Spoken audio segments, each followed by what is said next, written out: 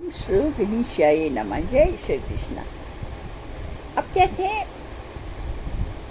पिपलाइन नाम पांचवा भाई ने कहा कि ए राजा, पैदा और पालन और नाश करने वाला तीनों लोग के वही बैकुंठनाथ हैं और उन्हीं ही का प्रकाश 84 लाख जून में रहता है। लेकिन किसी जीव के मरने से उनका नाश नहीं होता और किसी जीव के पैदा होने से वो पैदा भी नहीं होते।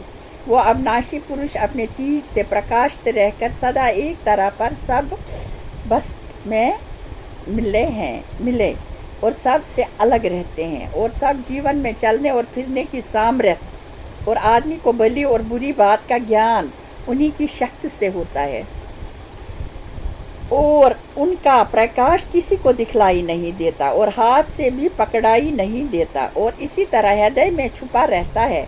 जिस तरह पत्थर और लकड़ी में आग छुपी रहकर दिखलाई नहीं देती, जिस तरह तदबीर करके पत्थर और लकड़ी में से आग निकलते हैं, इसी तरह ज्ञान की राह से उनकी शक्ति को भी शरीर में देखना चाहिए। जिस तरह गोलर के दरख्त में हजारों फर लगकर उनके भीतर मच्छर भरे रहते हैं, इसी तरह गुरुओं ब्रह्मांड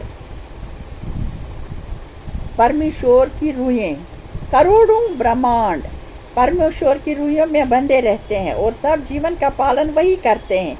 ऐसे त्रिभुवन पद का पहचानना बहुत मुश्किल है और जब इनकी भक्त और प्रीत सच्चे मन से करे तब उनकी महिमा को जान सकता है। और आदमी की दशा 4 तरह पर है, जागृत, स्वप्न, संख्यपद।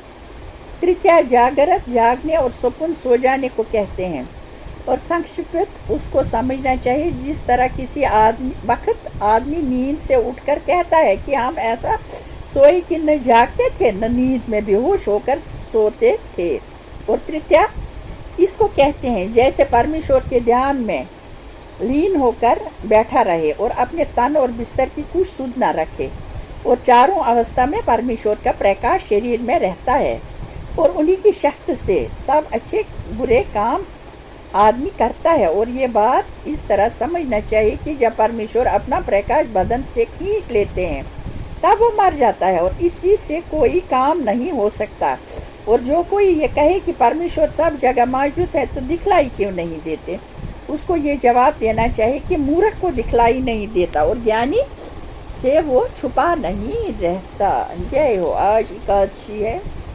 एकादशी के दिन हमने बहुत सारी ज्ञान की बातें पढ़ी।